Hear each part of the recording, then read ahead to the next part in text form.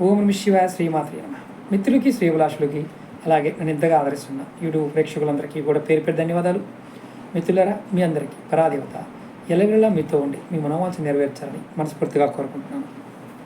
ఈరోజు వీడియోలో చాలామంది గురువుగారు మాకు నవగ్రహ దోషాలు ఉన్నాయి, వాటికి మేము ఖరీదైన ఉంగరాలు పెట్టుకోలేకపోతున్నాం, అలాగే మంత్రాలు కూడా జపం చేయలేకపోతున్నాం, మంత్ర జపాలు కూడా చేయించుకోలేకపోతున్నాం, మా దగ్గర అంత డబ్బు లేదు, శాస్త్రంలో ఎక్కడైనా తేలికగా బయటపడడానికి ఏదైనా పరిహారాలు ఉన్నాయా అని అడిగారు.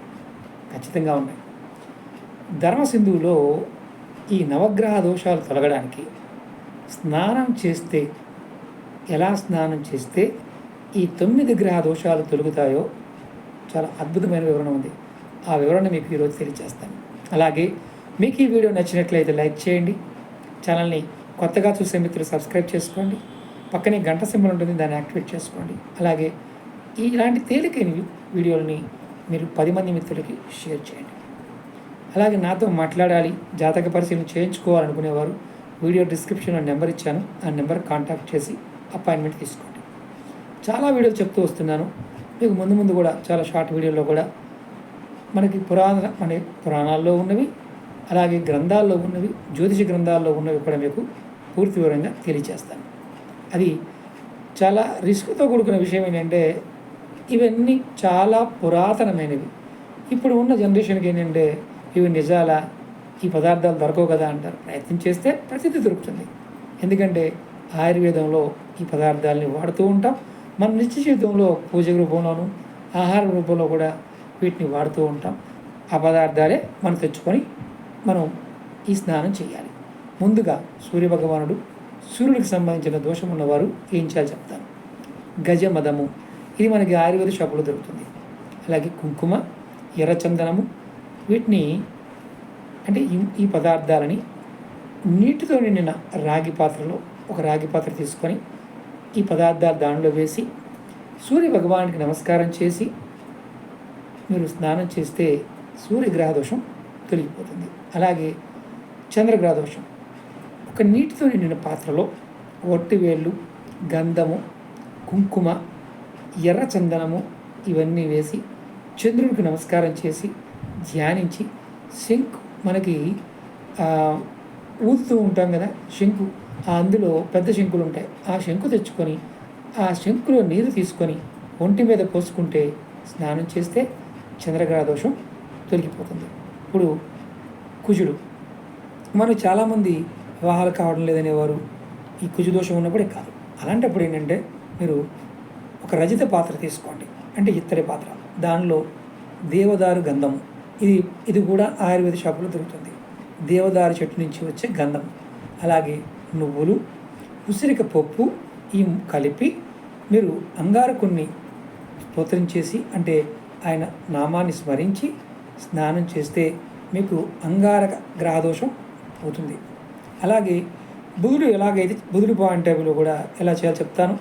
మీరు ఎక్కడైనా సరే మనకి పవిత్ర సంగమం ఉంటుంది, అంటే నదులు కలుస్తుంటాయి, ఆ స్థలంలో మట్టిని, ఆ స్థలంలో ఉన్న జలాన్ని తీసుకొచ్చి మీరు ఈ 2 కలపాలి, మట్టి నీటి కలిపి స్నానం చేస్తే మీకు బుధగ్రహం సంతృప్తి చెంది దోషాలని అరికడుతుంది. అలాగే గురుగ్రహం, ఎవరైనా సరే గురుడు బాగోని వారు దోషాల నివారణ కోసం మారేడు, మర్రి, ఉసిరి వంటి, అంటే మారేడికాయ, మర్రి చెట్టుకాయ, ఉసిరికాయ, వీటిని బంగారు పాత్రలో వేసి ఆ నీటిని స్నానం చేస్తే మీకు గ్రహశాంతి జరిగి దోషాలు తొలగిపోతాయి.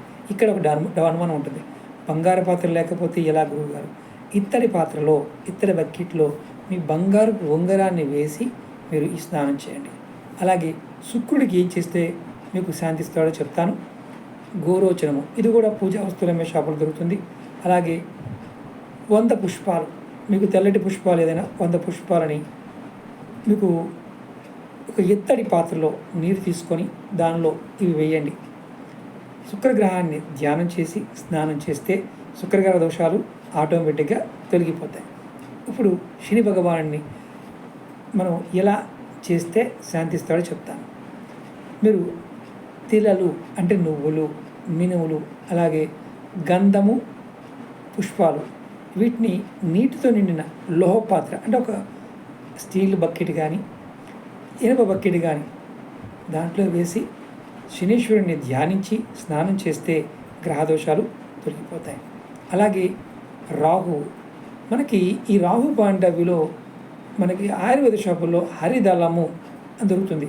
ఇది కాస్త పాయిజనస్గా ఉంటుంది, చాలా తక్కువ వాడాలి. ఇది కొద్దిగా పాత్రలో వేసి గేదె కొమ్ము, మనకి మామూలుగా ఈ కబేలాల్లో గేదెలను కోస్తూ ఉంటారు, చనిపోయిన గేదెల దగ్గరైనా ఆ గేదె కొమ్ము తెచ్చుకొని రాహు ఎవరికైతే ఇబ్బంది పెడుతున్నారో వారు మాత్రమే చేయాలి. రాహుగ్రహాన్ని ధ్యానం చేస్తూ ఈ గేదె కొమ్ముతో నీళ్లు తీసుకొని స్నానం చేయాలి. ఇలా స్నానం చేయడం వల్ల మీకు రాహు శాంతిస్తాడు.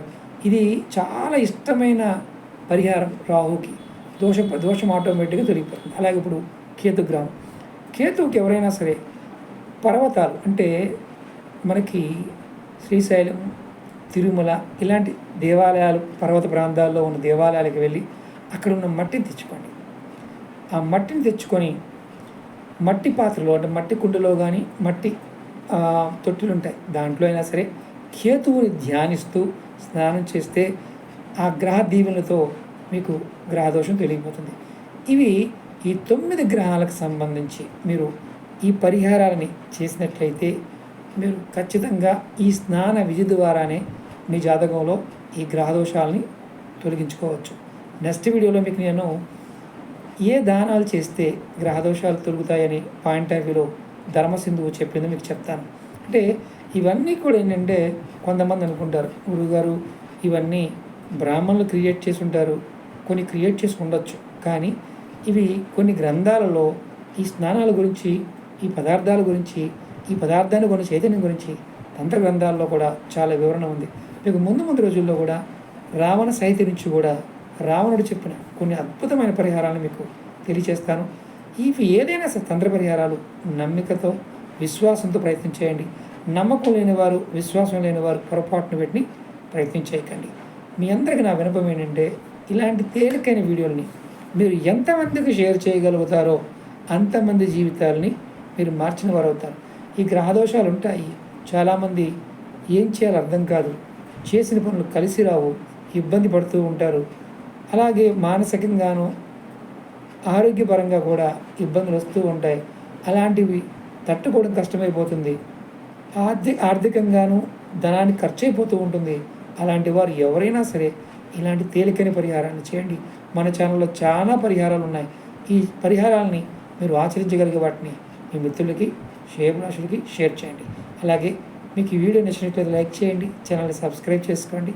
మరొకసారి నా వినపం ఏంటంటే మీరు ఎన్ని లైక్స్ చేస్తే అంతమందికి రీచ్ అవుతుంది. ఓం నమః శివాయ, శ్రీమాత్రే నమః.